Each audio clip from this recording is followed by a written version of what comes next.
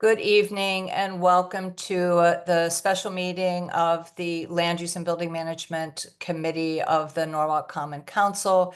It is Wednesday, September 3rd. The time is 7:33. Before we begin the public hearing, I would just like to take a moment, please, for a moment of silence for Councilmember Greg Burnett, who has been an integral part of this committee for 8 years. I have served on this committee with him, together with him, and this is just a huge loss. So if we could just take a moment of silence for Greg Burnett. Thank you.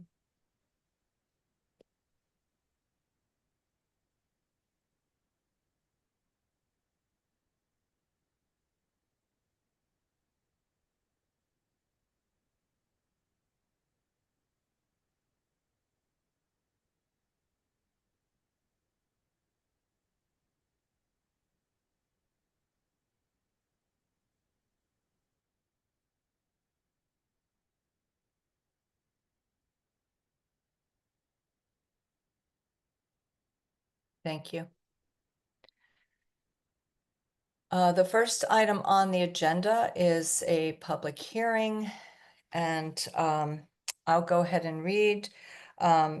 Hearing to entertain public input on the naming of the new South Norwalk Elementary School in honor of Dr. Ruby Shaw, a Board of Education professional in the Norwalk Public Schools for 24 years. I would just like to note there is no vote on this item tonight. We are having the public hearing, and discussions will be ongoing between the Common Council and Board of Education. And so I will go ahead and open the public hearing. Is there anyone who would like to speak? I see that we have attendees on hand. So if you would like to speak, please raise your hand and you will have 3 minutes to speak. I see we have Shauna. Yes, my name is Okay. Shayna. Shayna. Hi, Shayna. How you doing? Thank you for joining us. Please state your name and address, and then you will have 3 minutes to speak. My name is Shayna Reed, and I live at 31 Fierce Avenue, Norwalk, Connecticut, 06854. Are you? Oh, I can start? We can hear you. Yep, go ahead. Oh, okay. Okay. All right. So good evening, everyone. My name is Shayna Reed, and I stand before you not just as an educator, but a community member and a parent, but as someone who was born and raised in South Norwalk. My roots are deeply planted here, from Illy Avenue to Lexington Avenue to Hemlock Place, and finally Lincoln Ave, where I lived during my senior year of high school. Every stage of my upbringing was connected to South Norwalk, and this neighborhood has shaped who I am today. I want to first express my deepest respect for Dr. Ruby Shaw. She was a remarkable figure in our community and absolutely deserves to be remembered and honored. However, I truly believe that Dr. Shaw herself would want the school to be named in the way that uplifts the entire community she serves she serves so faithfully and by reflecting the name of the neighborhood where it stands, South Norwalk. This is about more than a name.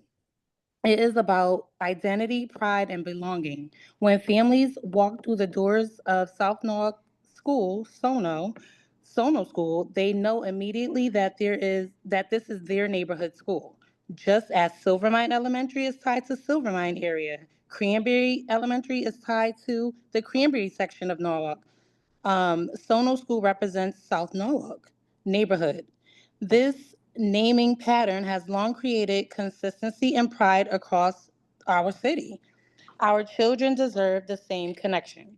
South Norwalk is a diverse, vibrant, and historic community. To have an elementary school proudly carry the name Sono allows our students and families to see themselves reflected in their education. It tells every child who attends, you matter, your neighborhood matters, and your story matters. So tonight, I respectfully urge you to keep the name South Norwalk School. Let's allow our children to grow up with the same sense of pride that I carried with me living here my entire life. And let's ensure that the name reflects not only where the school stands, but also the heart of the community it serves. Thank you for your time and your consideration, and thanks for allowing me to speak. I'm really, truly passionate about not changing the name only because that's where I was born and raised. And no disrespect, like I said before, to Dr. Ruby, but Village Creek is not her living in South, no, like, I don't even think she would want it. I don't know. I just don't think that we should change the name. We'll leave it at that. Okay?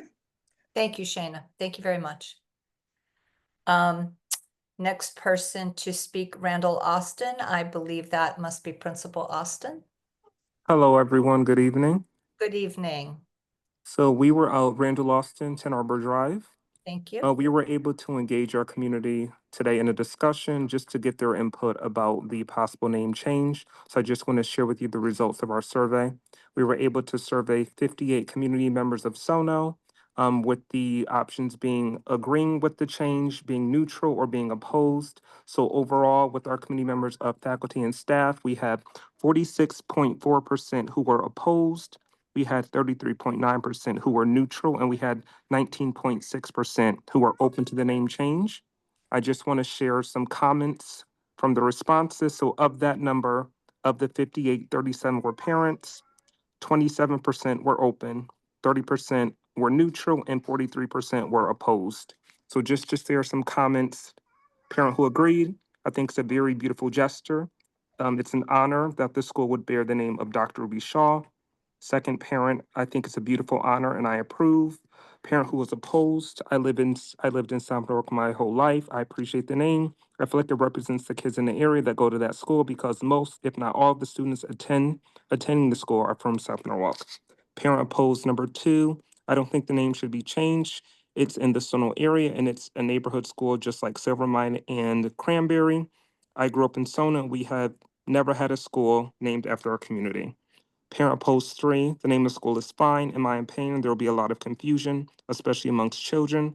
They already know their school's logo and name. The change to the school and even the shirts will have students questioning their parents. So I just want to go over to staff. So of that number, 19 staff took part in the survey. 5% were open, 38% were neutral, and 57% opposed.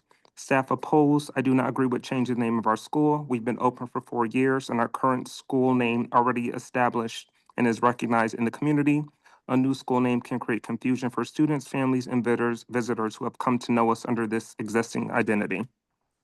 Number 2, staff member opposed. I believe Sono should keep up its name.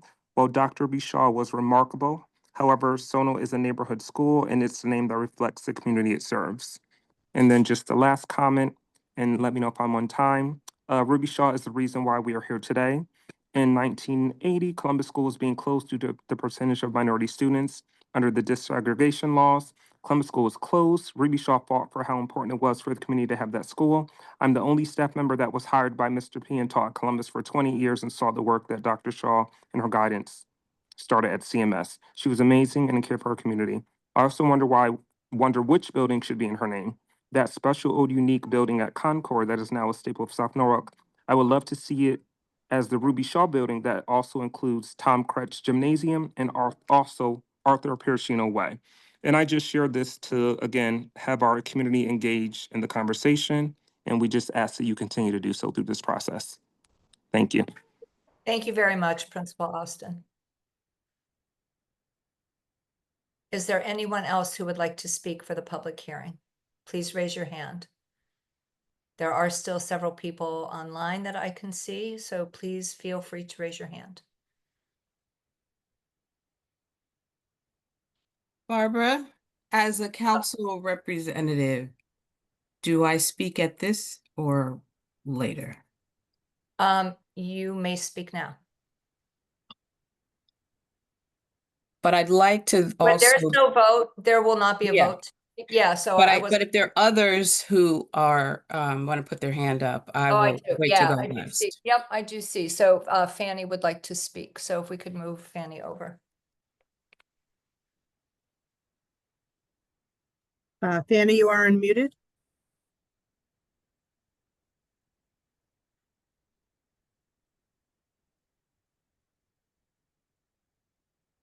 Fanny, you've been moved over. If you can unmute your phone or there you go. We should be able to hear you now.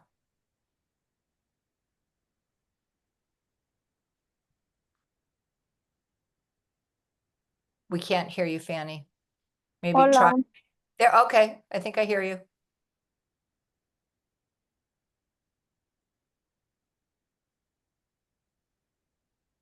No, we're not hearing you, Fanny. hola, All right, now I hear you. good. Would you like to speak?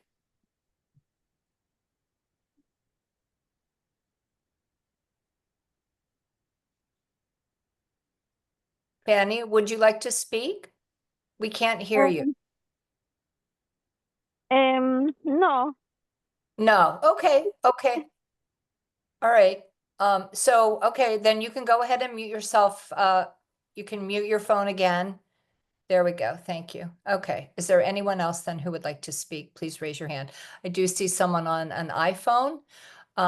So if you could move iPhone 2 over, and if you could please just identify yourself with your name and address, and you'll have 3 minutes to speak. If you're on your phone, what is it, star? Delene, what is it that *6. *6? So iPhone 2, just hit *6 and you should be able to speak, and we should be able to hear you. I'm sorry, *9. *9, sorry, we're bad, our bad. Yeah. *9. I think they're unmuted. I think they're unmuted.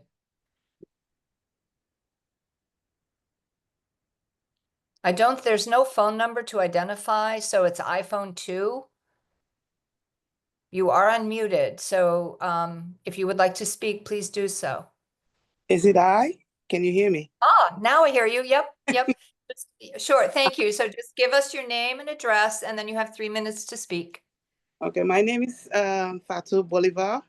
I live in 98 Lexington Avenue, Norwalk, Connecticut, 06854. I'm a parent of twins going to Sono Elementary School. I did speak to my children about it, but my opinion is removing the name simply paints over history rather than, teaching from it. My opinion, I think the name of the school is a powerful statement about its identity and brand, especially being a resident of Norwalk community, South Norwalk. We've been living here for 30 years of my life, and I have my family here. So, I don't mind about Ruby or Ruby Sean, but we definitely want to keep the school name. I really oppose the changing of the school name. And my children are so used to it. When I tell them today, they say, "Oh no, Mom, we love the Shark Tank." So I would rather keep the Shark. Thank you. Thank you. Thank you very much. Is there anyone else who would like to speak? Please raise your hand.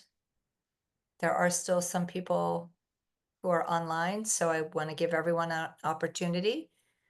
All you have to do is raise your hand.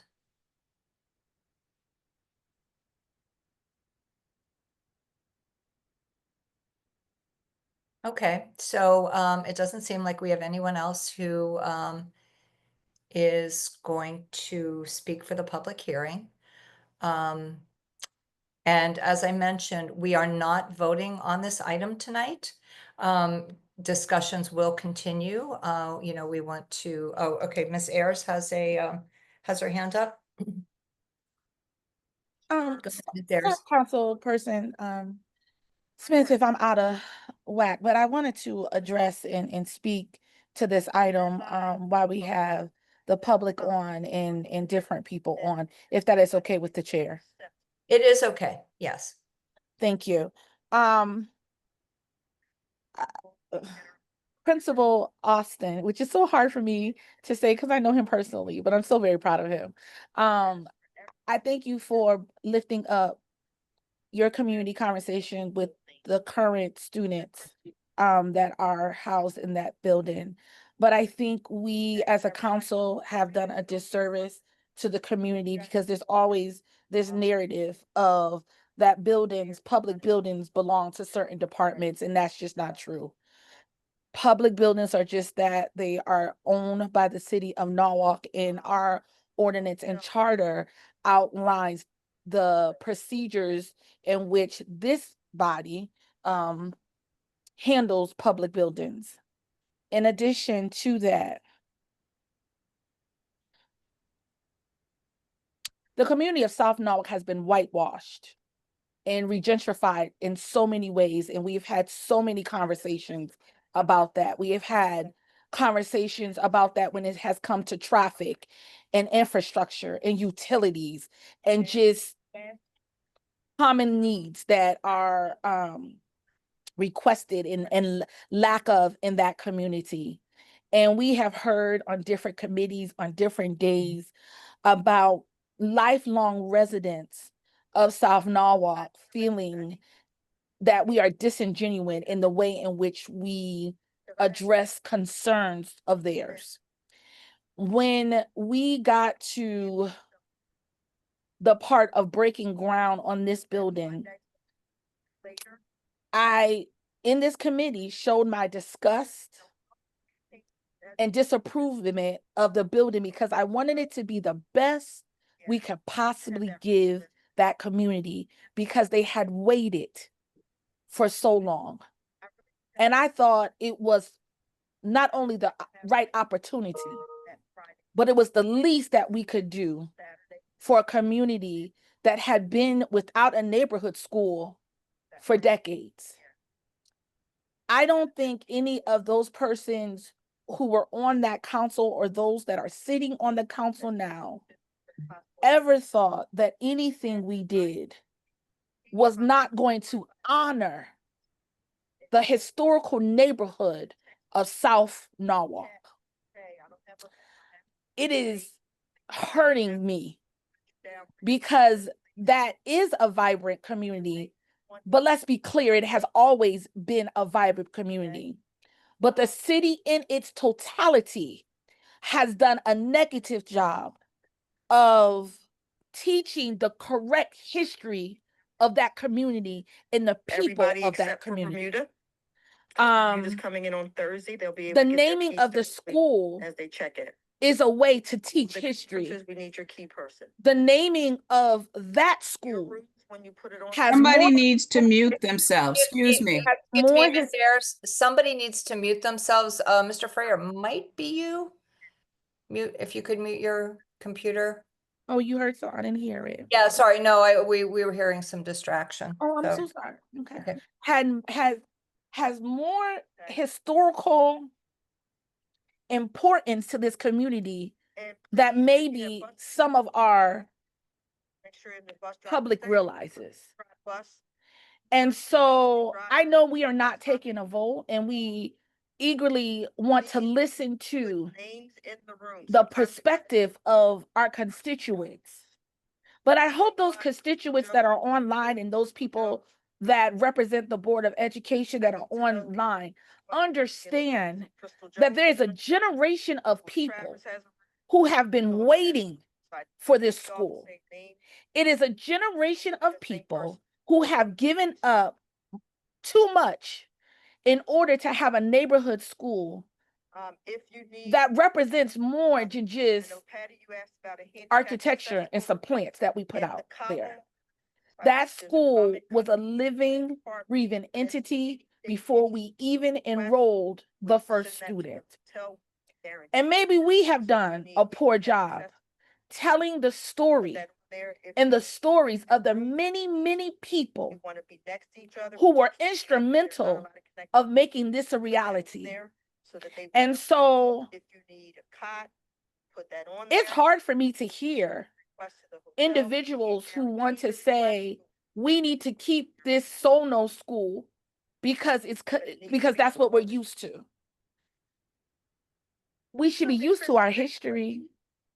We should be used to calling the names of people who have sacrificed. We should be used to acknowledging the journey in the conversations. I could go way back when we had a community conversation in Nathaniel Ely about this school. And that was that I was not anywhere near thinking about running for office. And the passion and the heat, it was a very hot day in that gym, that came out of that conversation was parents and grandparents and community members arguing and fighting and telling the elected officials at that time, we will have a school. Those people gave their intellectual equity Give it to the hotel the best we can. in order to ensure that the children that came behind them and their grandchildren would have a school that was in walking distance of their homes. And now we're at a crossroads where we cannot honor the sweat equity and legacy of those people. That is unacceptable. That is unacceptable. And I want to come out strong. And for me, this is not a political move. It is a move of acknowledging the historical significance of this school for that neighborhood. We will do a disservice to countless people if we cannot name a school that is owned and operated by the city of Norwalk. As council members, we have discussed what the procedure and the process of naming our buildings are. And I understand that we have not had the opportunity to name the building. Somebody told me in 50 years. So I understand that. And I understand the comments that are being said that we have a Narragansett school and we have a Silvermine school, but you also have a Tracy school, which is named after a person. So there's some precedent in us naming schools after people.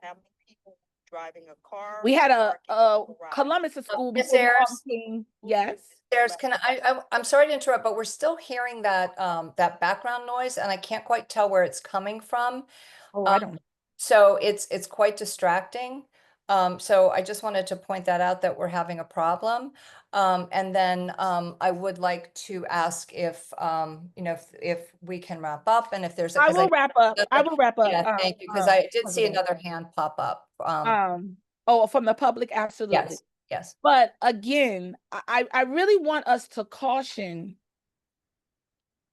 not honoring people that gave of their sweat equity and their intellectual equity to make sure that this building came to a fruition, even if they are no longer with us. And that's the comment that I will have for tonight. Maybe later on we will have another comment on that, but I just felt compelled to speak on it. Thank you, President. Thank you, Ms. Ayers. It looks like we have Aniela Savona who would like to speak. Yes, Hi, hello. Aniela. Yes, hi. Just state your name and address, and you have 3 minutes to speak, please. Okay, my name is Anella Arnon Savona, and I live at 15 Columbine Lane, Norwalk, Connecticut. I am the only staff member that worked and was hired under Arthur Pacino, who worked at Columbus Magnet School. And I worked in that building actually for 30 years, 28 years as Columbus Magnet School and 2 years as Sono. I also feel like I'm kind of an original of Sono because I mentored a kindergarten teacher there its very first year. I used to joke that I probably would die in that building, but that building is a special building. And Ruby Shaw was an incredible person. In the 80s, it was gang activity. There was a lot of drugs. And unfortunately, the percentage rate of minorities was so high against desegregation laws that they were deciding to close it. And it was Ruby Shaw that really fought to keep that school open and did what it took, found a very special principal, Arthur Pacino. And a lot of people at Sono, they don't know the history, like the woman was saying before. There is a history of people that made that building happen on Meadow Street. And Ruby Shaw was a huge part of that. She would come into my room when I first started in '94 and give me feedback, let me know it was a true Bank Street school. Arthur Persino was a pioneer along with her and the staff members that were there. And in that building is the Tom Kretsch Gymnasium. And in front of that school is the Arthur Persino Way. That's a special building. And Ruby Shaw was a very special person. She was a pioneer. But Sono came on the backs of many people, including people from Columbus Magnet. I don't want to make this a political of which school had what, but the woman said before, this is on the backs of many people. Sono started in its plans with Columbus Magnet School, with Marilyn Libator, with Emily Lopez, with Sue Straffolino, a para that was countless hours planning and working. And then only for, and Medard Thomas, and Bob Duff, Senator Duff, myself at different times, the governance committees. And its land that it picked was wrong. And really, Sono, South Norwalk deserved a neighborhood school. This is the time for it not to be a magnet, but to be a neighborhood school. And Australia took that on.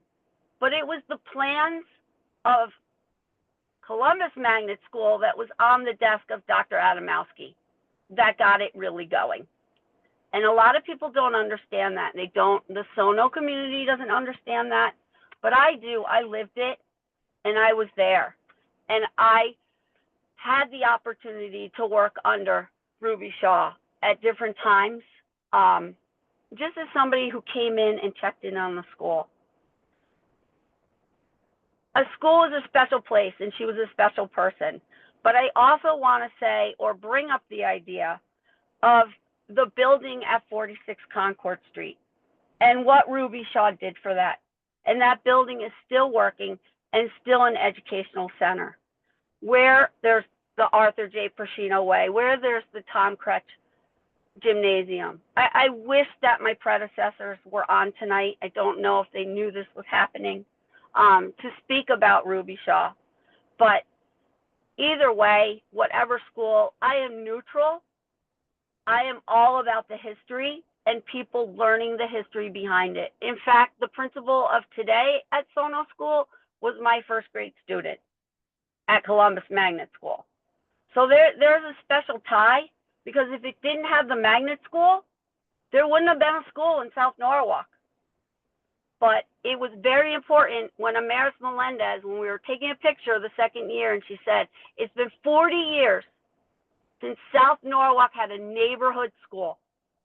And that really hit home with me in that back playground at Ms. 46 Lona, Concord Street. I'm gonna ask you to please wrap up. Yeah, please wrap up.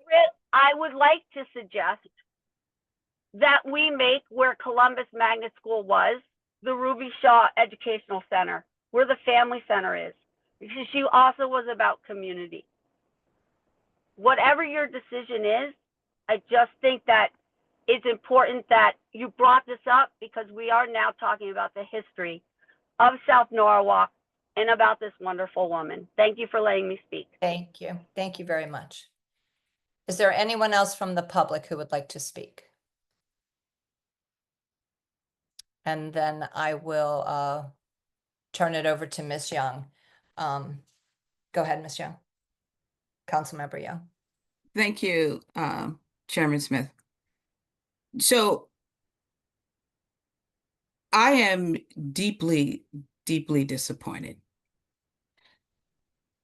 Back in October of last year, I reached out to both the mayor and the superintendent and Ms. Sandra Fayos about the possibility of naming the school, which at that time, as far as I'm concerned, there was no name proposed.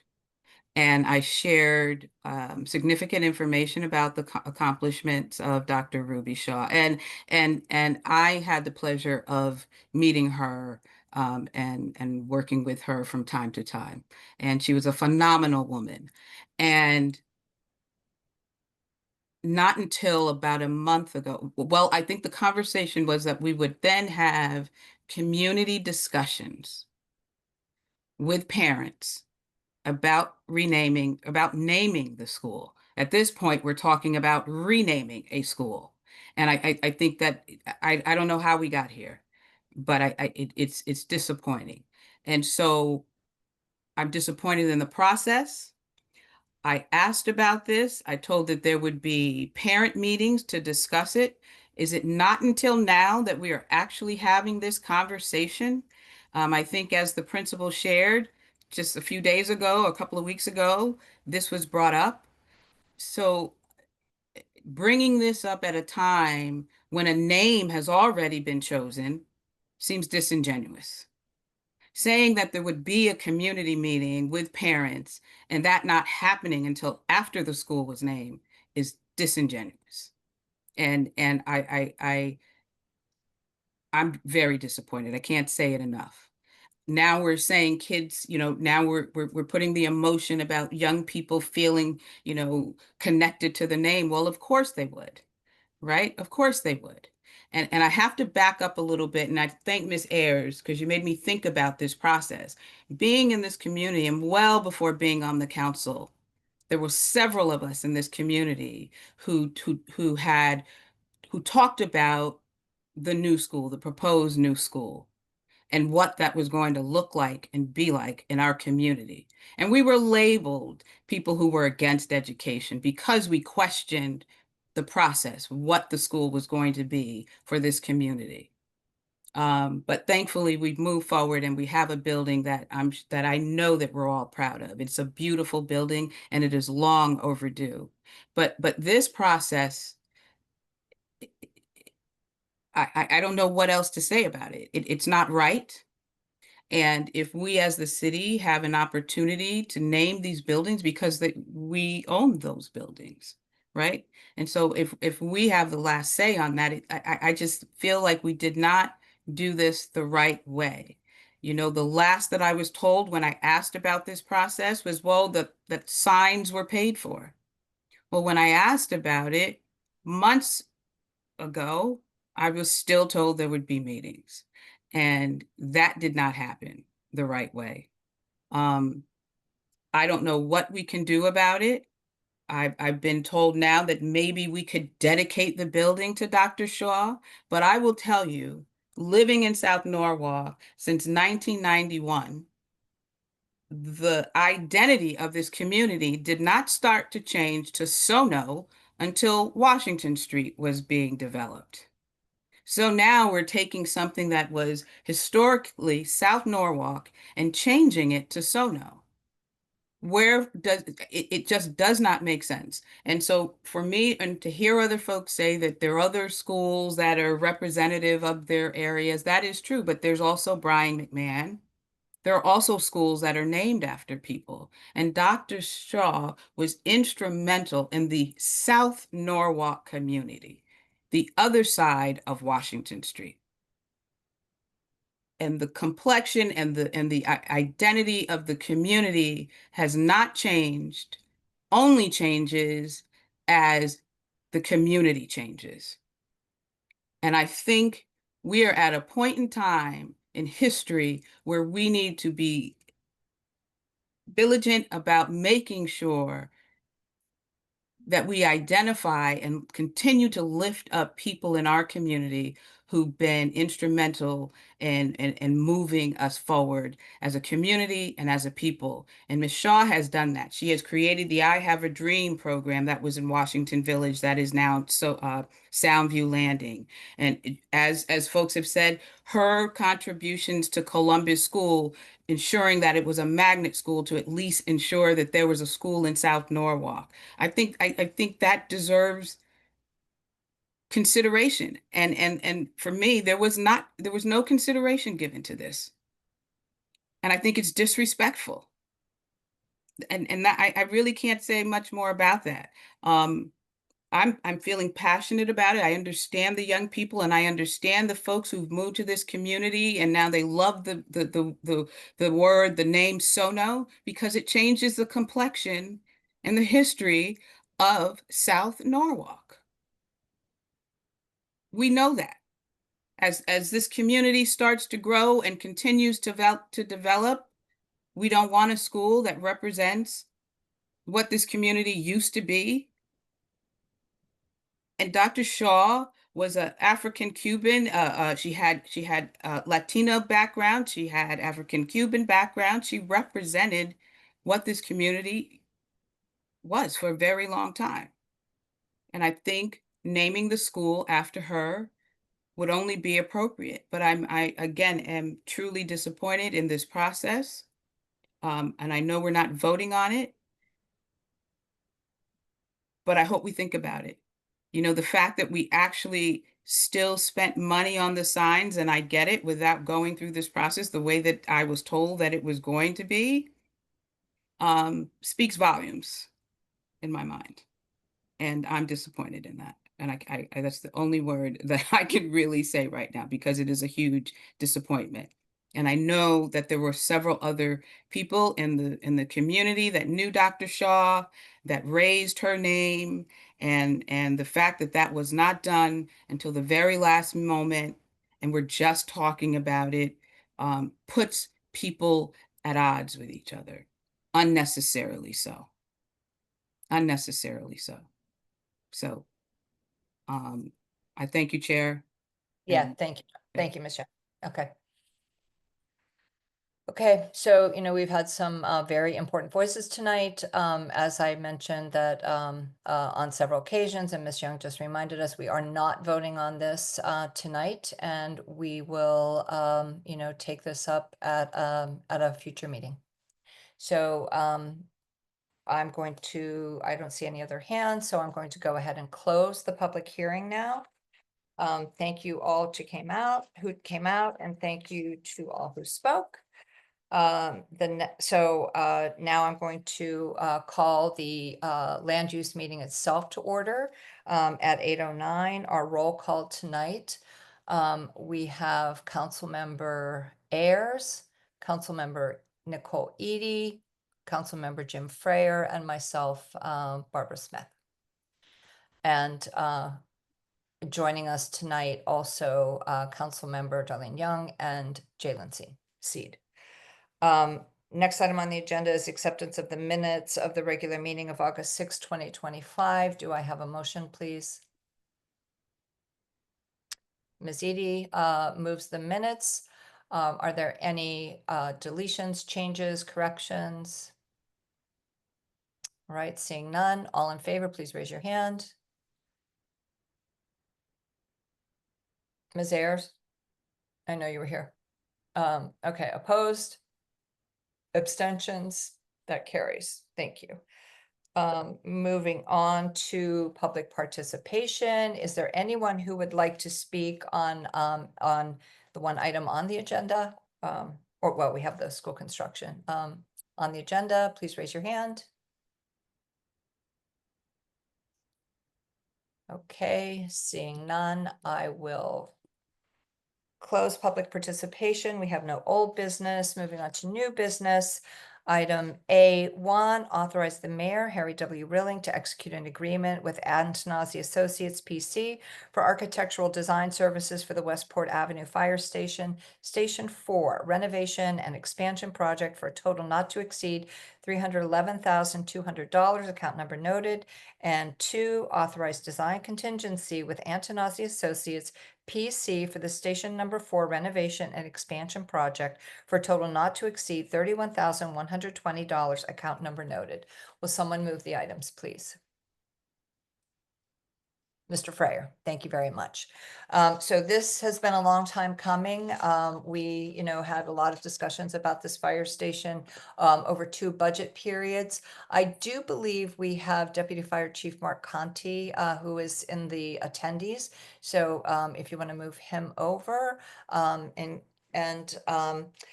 so we can talk about this project. It's really good to see that, the design, the design part is getting going. So Alan, I'll first turn it over to you to give us some. Yeah, thank you, Trustman. Yeah, about 2 years ago, the Common Council during the capital budget process has many discussion about fire department called Station 4, which is Westport Avenue Fire Station. So for the public doesn't know what fire station number 4 is, about condition of the building and all that. And that previously there's many discussion about that fire station because it serviced that portion of the city where Cranberry area is somewhat, I wouldn't call it isolated, but distance from the nearest fire station, which is Westport Avenue. So there's always been a concern about coverage concerns. So there's from time to time there's discussion about what we can do to that building to expand it and all that. I think that's more of a comment by from the fire department. But generally speaking, there's a programming need in terms of services to the community on that part of town, as well as the condition of the building. Recently, as part of the recent capital budget process, the city allocated $4 million for the construction of the renovation expansion of the facility. And since then, we advertised through the purchasing department, advertised for RFP for architects to provide design services. It anticipated that it would take us about 6 months for design. And Antonassi Associates, they have previously provided us with some conceptual design ideas and stuff. We also went out to get some cost estimates at that time, so that we have a number for the Common Council to consider and approve recently back in April of this year. So we went through an RFP process and we shortlisted 3 firms and we conducted interviews, and we thought that with the knowledge of Antonassi has already on this project, they also recently completed Jefferson School for us, as well as Cranberry School. They after the interview process, and we do a rating sheet and all that, and they came in as just a recommended preferred architectural firm for this project. So with that, I'm going to turn it over to Mark for his input regarding fire department related matters. Thank you, Alan. Basically, Alan, gave us the whole history, but we're very excited to work with Antonassi. As Alan mentioned, we developed the conceptual drawing and the cost analysis with them, and it has worked out very well. I think we've come up with a very good cost-effective design, and we are very excited to get the project moving so we can ultimately relocate our companies throughout the city. This will allow us to move a ladder truck from Broad River Station to the Westport Avenue Station, Station 4, to essentially double the coverage and response time there, and then relocate our rescue company to the Broad River Station, which actually is a better location for the rescue company because that goes on the Parkway, it goes on the highway, it goes on Route 7, and that's our only citywide response company, and they can get to East Norwalk from the connector. It's just we've done a lot of work on this, and this is the best location for our current resources and our current building locations, is how we feel. Thank you, Mark. I just want to ask a question. So the design process, we'll go through the design process. When approximately could we expect shovels in the ground? The next step of this process, in fact, Joanne has actually completed the preparation of RFP for construction manager. So within a week or two, probably sometime this week, next week, we're going to forward to the purchasing department. We probably advertise it, and then we will be hiring we're coming back to the council for approval for a construction manager for this project. We anticipate the design services with Antonassi, it takes about 6 months, 7 months or so. So I'm looking at somewhere in the spring of next year, as we'll be going out to bid, let's say April or May. After we go out to bids, we go for approval process. And I think my goal is to have, because we had to do a little addition to the building, we would definitely want to get the excavation started before winter comes. So I anticipate around September we will start construction. And then we get through the excavation period, and then the exterior construction, so that before the winter comes. That is the schedule. And then I think it probably takes about 9 months or so, the most a year for construction. So that generally speaking is the schedule. Okay, thank you. Are there any questions? Comments? All right, seeing none, I'll call for the vote. All in favor, please raise your hand. Okay, that's unanimous. Thank you very much. And that is all we have for new business. So we'll move on to discussion item A, Norwalk Public Schools Monthly Construction Report. Dan, I'll turn it over to you. Yeah, you know what? See- Usually, oh, Dan is here. Oh, Dan. He's here. He's here. It's very quiet today. Dan, if you don't mind, could you go through just a quick update on the school construction projects? Thank you. I'm here. Nothing else to add besides the update. So here we go. I'll start with the South Norwalk Elementary School. On August 13th, we did receive a conditional certificate of compliance from the building department. This is what we needed in order to occupy the school at the beginning of the school year. And on August 25th, a couple of Mondays ago, the school welcomed the new students for the 2025 and 2026 school year. Some of the activities leading up to this included new furniture being delivered and installed from late July through mid-August, as well as the building and teacher contents being moved from the existing school, as well as other schools in the district, to the new room assignments. And that took place in early August, allowing some time for the teachers to get settled in their first week before the students showed up. If you've been to the site, there's still some activity there that you may see. Primarily the landscaping and site finishes.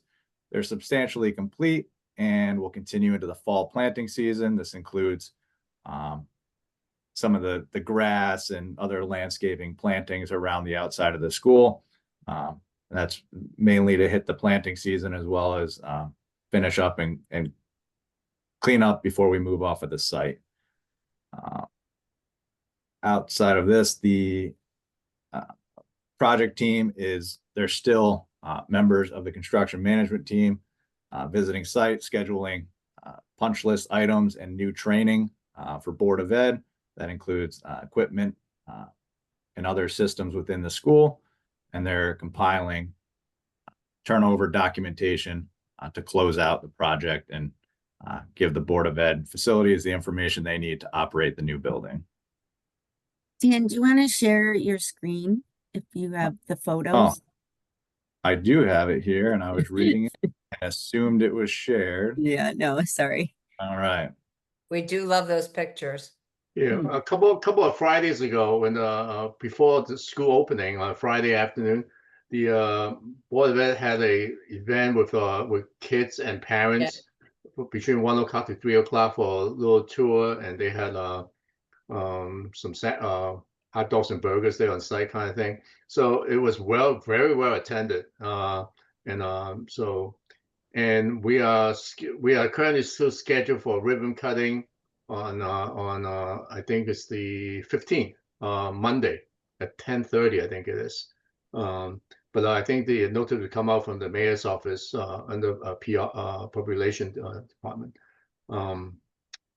Yeah, the reason why we scheduled it not the first day of school, because I really do want the school community to have an opportunity to settle down, get into the building, get the room set up, get the day-to-day operation a little bit on track for us before we do a ribbon cutting, because it's asking a lot for the teacher to be managing this new space they have, and at the same time we have public coming into the building and touring the building.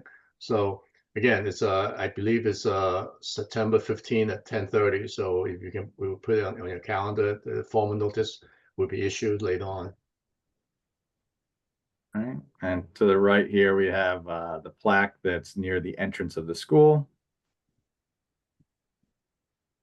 This is a view of the main entrance, administration office to the left here. The main entry area is right in the middle. Cafeteria entrance down the end. We have colorful bollards that were added for the parent drop-off area. This is a view looking back the other way. Bollards along the front. This is the main entrance again. Cafeteria entrance. Some bike racks in the view here. This is a stairwell, plenty of light getting into this school. This is the main entry stair just behind the main entrance, brings you up to the second floor. Here's a typical classroom, photos taken probably early August before everything was 100% set up, but it gives you an idea of the classroom setup, the teacher's desk, the front of the room, whiteboards, just a typical sized classroom in the school. Here's a corridor on the second floor. This is a 3rd or 4th grade wing where the older students have lockers in the corridors. And to the right here through these windows is the view as you walk down the hallway looking down into the gymnasium. And here's a photo from the stage in the gym. Up on the sides, you see those windows that we saw in the previous photos. The gymnasium floor, this partition, which closes off the cafeteria, which is on the other side of this wall. That way this can open up for larger event space.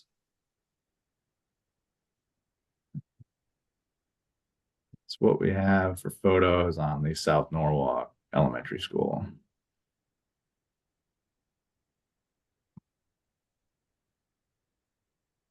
Any questions, or well, should I jump into Norwalk High School? Anyone have P-TECH? any questions? It's beautiful. Looks beautiful. Yeah, go ahead. Go on to Norwalk High. All right, so Norwalk High School P-TECH. If you've driven by the school at all this summer, you would have noticed that we were doing a large amount of utility work in Calvin Murphy driveway. That work was completed over summer break and reopened for the start of school. Structural steel erection has been completed for the main building, and we had a topping off ceremony for this project on August 14th. About a week after that, the final erection sequence was completed, and from there they demobilized the large crane that you could see from halfway across Norwalk, and that's no longer on site.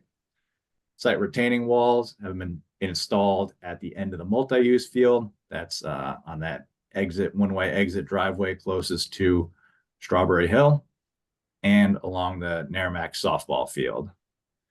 Building envelope is progressing in the early building areas, and this building you'll have start and finish and start and finish as you work your way across the buildings.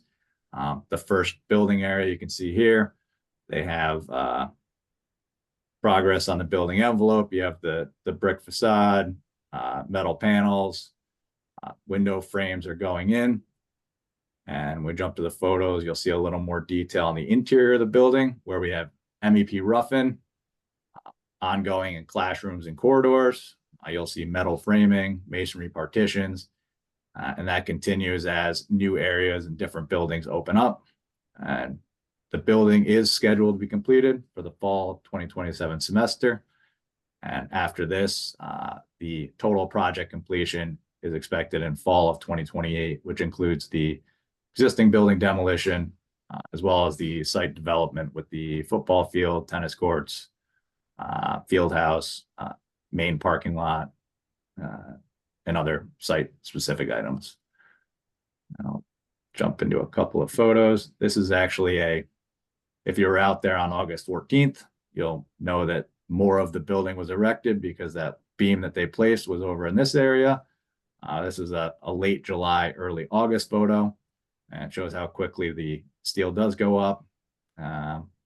You can see as they work their way across the building, that brick is on the other side of the building that we can't see here. And at this point, it has progressed further around. Here is looking at the retaining wall. We have a generator pad over on the left side here. And this retaining wall will retain the earth that's going to be placed here to rotate and improve the softball field over at Narragansett as part of the project. This is the opposite side of the building that we couldn't see in that drone photo. You can see the brick veneer going up, the sheathing, air vapor barrier across the elevation, and over here we have metal panels going up on this side. And this is the Norwalk High School wing of the school. Roofing, we have a substantially complete roof area and then distributed roof insulation for the next area of roofing. Interior, that's what we talked about in the classrooms. Interior MEP overhead roughing is ongoing. They have ductwork in, insulation.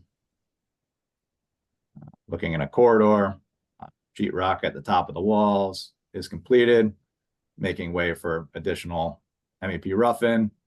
Door frames are being installed as the walls go up. And this is one of the corridors in potentially the Norwalk High School wing, walking down to the end. This is a utility space, just showing walls are closed in, conduits have been brought to this location. I believe this is an electrical room on one of the floors, and this will serve the spaces close to this area. And that's what we have for the high school. Thank you. Looking amazing. And if there's no high school questions, I can start the HVAC upgrades. I'm sure Alan could expand on them a little bit, but the 3 new RTUs at Brookside have been installed. They're preparing for the remaining RTUs to go up on that roof, and those are expected to be up and running by 9/23 of this month. Rowayton, they're currently, the next steps here are to install controls in the boiler room and paint. The boiler equipment has been delivered to the school and is expected to be up and running by the beginning of October for the heating season. Over at Brian McMahon, over the summer, they did complete the new chiller piping that needed to be installed over the cafeteria ceiling. They're currently coordinating temporary fuel tank for the school, as the existing underground tank out by the loading dock will be removed as part of this project. Silver Mine, they've completed the boiler room abatement and clean out over the summer. The boiler room is set to be painted, and the new boiler is expected to be up and running by the beginning of October, following the similar path as Rowayton. And then over at Narragansett, they're doing some preliminary investigations and planning so they can coordinate with the existing conditions. And the storage room has been cleared out and surveyed for the future gear that will be constructed in this room. Dan, the project that we haven't referenced is really Marvin School. We are looking to redo the scope, project scope for that project. And we're looking out to go out to rebid in probably in about another 2 more weeks. And we anticipate that we get bids back in another month and a half or so. And then we're going to figure out where we are financially with that project. Because when it first went out to bid earlier this year, the number came as quite high. It's partially because of the time of the year and the closeness to the summer construction period probably distracted some potential bidders. So we're hoping that we go out to rebid this project now for anticipation installation and next summer. And I think we anticipated we get better bidder interest on Marvin School project. Thank you.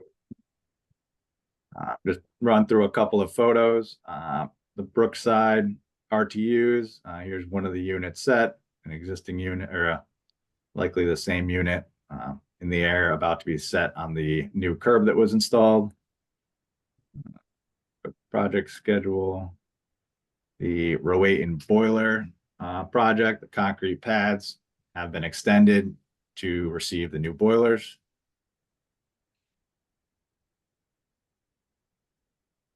This is the Silver Mine boiler room, cleaned out. Not as glamorous of photos. I was just about to say that. As the other projects. These are not the prettiest pictures you're showing us right now.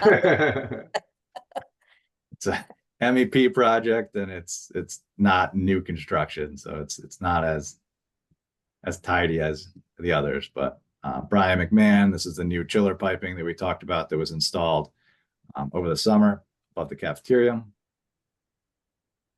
And schedule for Merrimack and Brian McMahon. That's all I have tonight. Okay, Thank you, Dan. all right. Any questions, Mr. Frayer? Yeah, just on the chiller for McMahon, is that all done now? Do we still have the temporary chiller going on there with making all the noise? I don't know all the detail, but as you know, the last couple of weeks, it's been pretty cool. So it's really a peak temperature day when all the compressor on that temporary chiller could run continuously, kind of thing. But I think last couple of weeks, I think that issue probably, the noise issue probably diminishes somewhat. In fact, I'm not sure how much it really runs. When I talked to Bill Hodel probably like 2-3 weeks ago, when we first, or last committee meeting afterward, I talked to him about it. He's thinking about this unit will be completely stopped using by middle of October. But at the same time is that I don't think he's been using it much at all last 2 weeks, and definitely not on weekends, because back then we had discussion about not turning on weekend, and that was his plan. I think there's one weekend they have something going on in school that they need to keep it running for but they were trying to minimize that use. So I think that I believe he's doing pretty well in terms of controlling noise, as well as the weather helps quite a bit, because again, I think these chillers have at least either 2 or 4 compressors. So when you have full load, hot weather, 95, 90-degree temperature, all the compressor goes on, it does get loud and noisy. So, but with this kind of temperature right now, probably one compressor will actually handle the job. So it should be much more manageable. And also, they have a time set on it to shut off. I believe it's like 6 o'clock or 7 o'clock at night. I think I don't remember the email he sent you and I, but he is fully aware and doing what he can to minimize the operation of it. Yeah, I think it was it was a little aggravating because right after we got the email, and then we had the emergency on the weekend, and the noise was back there on the weekend as well. So hopefully now, at least on the weekends, it's shut down and people can sit in their backyards. I'll double check with him tomorrow and I'll follow up with an email to you. No, I think it's okay now because subsequently they said that the noise in the evening wasn't the other on weekends was very there wasn't any noise on the weekends, and even on the evenings it wasn't so bad. But it's cooler weather now too. So yeah. But thank you for all the help on that. Sure, I didn't do much. But then never mind. Go away, we don't want it anyway. Very good, thanks. Yeah, it's really about the weather, right? It's really the weather. All right, anything else for tonight? Nothing from me, thank you. Okay.